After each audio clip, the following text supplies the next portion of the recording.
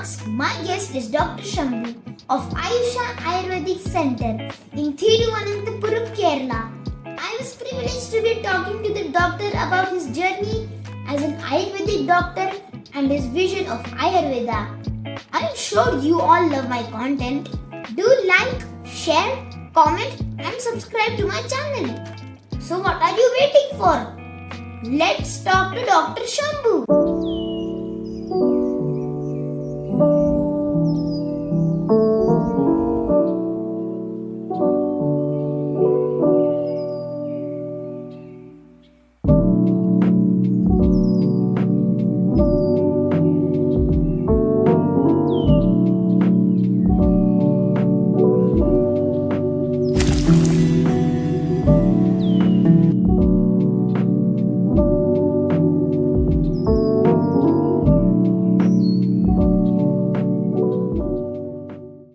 Namaskaram, Dr. Sambhu. It is my pleasure to enter you on my channel. Namaskaram, Samarth.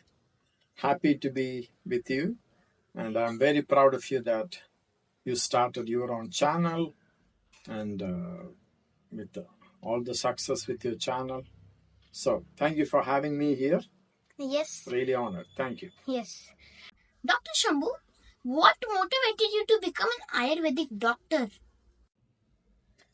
First of all, both my parents are doctors, so I brought up in an Ayurvedic family. Then I thought in the beginning, I will do something else because, whatever your parents do, I want to do something different.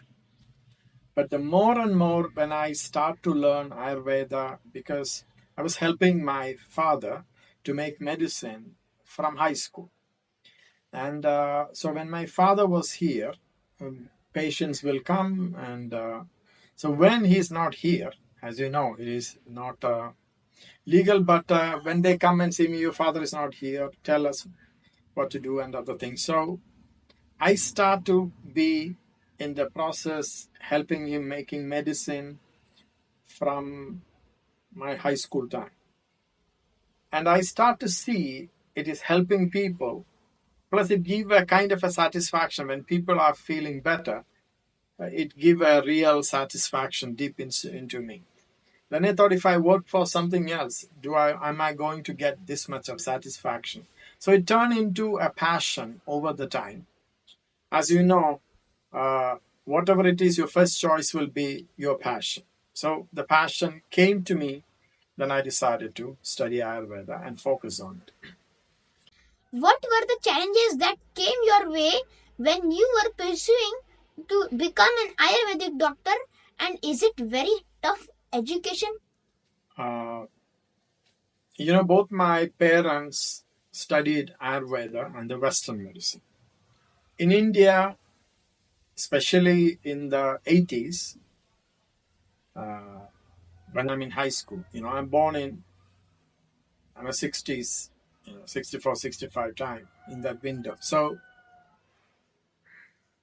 the studying Western medicine to become an allopathic doctor or an MBBS doctor considered to be premium. So I thought, okay, since both parents, they know their Western degree and Ayurvedic degree. My brother is an allopathic doctor. He's an eye surgeon. He's an eye surgeon, part of a director of NHS, National Health Service, in London. So he's 2 years younger than me. But I decided, no, I will go study Ayurveda because I already involved in it unofficially by making medicine and so on. And I know when you are in a Western medicine, you have to work under a hospital in a chain of command. A chain of command means you need to work under some person. So I have such an independent side of it. I don't want to work under anybody. This was my identity or a character. So I decided, so it's better I work on myself, number one. Second thing is, with Western medicine, you will go through a structure. You cannot escape it. For example,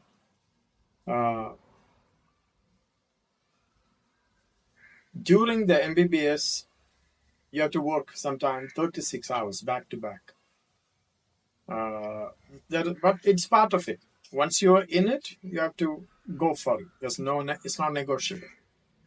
But with Ayurveda, you don't go into too much of an emergency-based medicine. Nobody going to call you in the middle of the night. Of course, in that thing, you have to go through Western medicine. Then I thought long term, and I'm looking at a lot of people, by 40, 45, there's a word called burnout. Burnout means you overwork. Work is work. You cannot escape it. And then you become tired, and then you stuck. So I was seeing what will happen 20 years from now, 30 years from now, instead of the initial glamour of going to study MBBS and other things. At the end of the day, it's your life.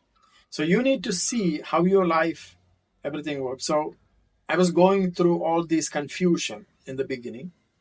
So finally, I decided to go for Ayurveda. Then they said that, you can get admission to the Western doctorate. Why don't you study that? Then they said, oh, you can study Ayurveda first, then go to the Ayurveda.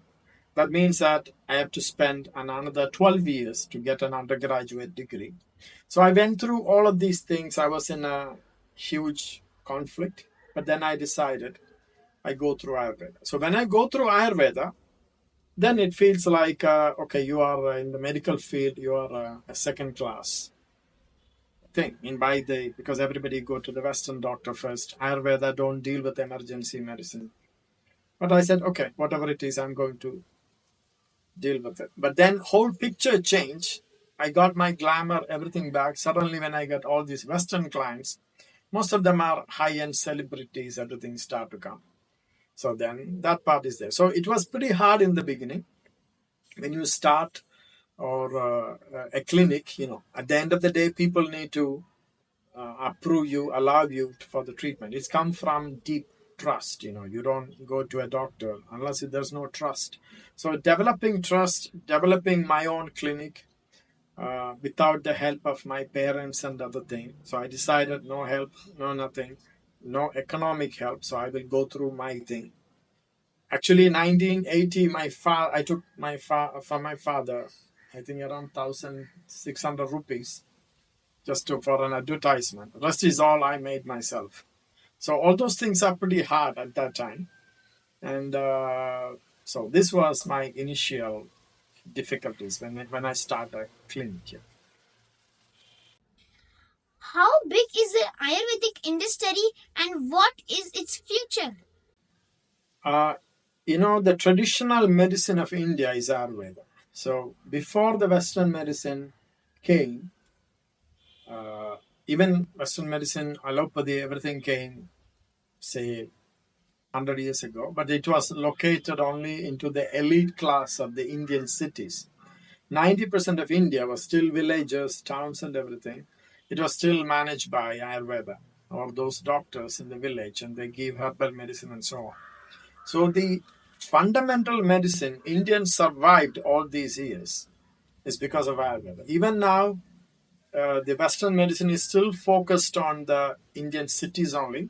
So the government made a law for the Western doctors that if you, after finishing your MBBS and MD, you must work 2 years in a rural clinic because everybody is working in the Indian city. So they made this law to work in the villages. Okay, so originally Ayurveda is the essence of India. The traditional background is India. It's now coming back. There are a lot of re-education, planning, health. It's a lifestyle. So you have to go back to the lifestyle, waking up early, doing your own yoga, meditation, healthy lifestyle. So that entire lifestyle is now coming back. Before India was on copying a Western lifestyle. So anything from the West is best. It is now changing. We are now gaining our identity back. So as I'm seeing it, it's a very big potential because it was Ayurveda. That's the identity of India. It's coming back. Does Ayurveda also assist sports persons? Yes, actually now they're opening up sports medicine, everything. By the old traditional sports, like in India, they call kabaddi, or a Yes. cocoa and all those things. They will, when they get injured and go through it, they will go with the oiling massages, with the Ayurvedic oils. This is what they were using. So it's now with all the other sports and other thing, they have an Ayurvedic thing. They find out it's much better. Even basketball, football, very international players and other thing, when they get an injury or after surgery, now they're coming to do Ayurvedic treatment to remove scar tissue, deeper damages. It's become now world famous now. So Ayurveda is now becoming part of the sports medicine. Yeah. What is your message to younger generations like me? My message is, as we are Indians, as an Indian, these are our original identity. This is our ethnic, it's our lifestyle. So Ayurveda is a lifestyle, which is very simple. In Ayurveda, there are two things mentioned. One is your daily routine, and then you follow the seasonal routine. So as a young person, we have to follow back to the older routine, which is very simple. It's not that complicated. Wake up with the sun, then go with certain procedures. Very simple is do the breathing, all those things make your brain clear. You will make the right decision. Your schooling, your studying, your decision making process will be clean. Then go to bed little early. Once in a while, definitely you can have your fun. It doesn't complicate anything. And then the seasonal routine. You have to follow certain things in summer, winter, everything. So the point is, you still have your fun. You can play hard, work hard, achieve things hard. By Ayurvedic lifestyle, you can have both at the same time. So this is my advice to the young people, and it will give you a very fundamental thing for your future success, but keeping you healthy and achieving your targets much earlier than your parents. This is my advice.